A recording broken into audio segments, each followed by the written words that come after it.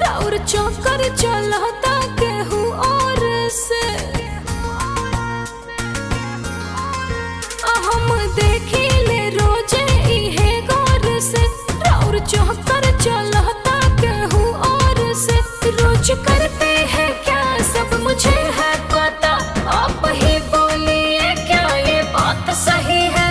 तुमसा कोई प्यारा कोई मासूम नहीं है, तुम जान हो मेरी तुझे मालूम नहीं है।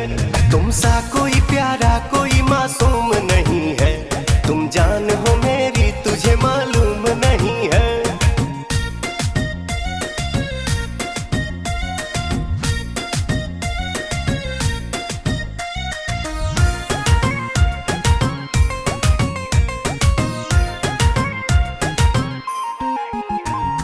डेली राउर आना जाना लागल रहता, दिल पर हाथ धके देखई का कहता। हाँ डेली राउर आना जाना लागल रहता, तो दिल पर हाथ धके देखई का कहता। कहाँ थे रात भर सब मुझे है खबर, कौन है जो ये जादू चला रही है। तुमसा कोई प्यारा कोई मासूम नहीं है, तुम जान हो मेरी तुझे मालूम नहीं है। तुमसा कोई प्यारा कोई मासूम नहीं है, तुम जान हो मेरी तुझे मालूम नहीं है।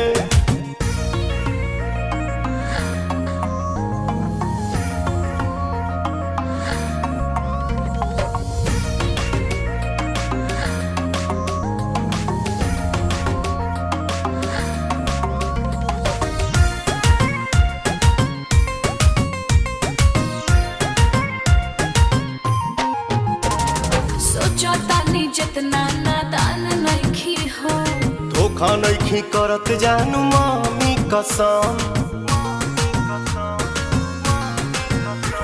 सोचो तानी जितना नादान नइखी हो, धोखा नहीं करत जानू मामी कसम।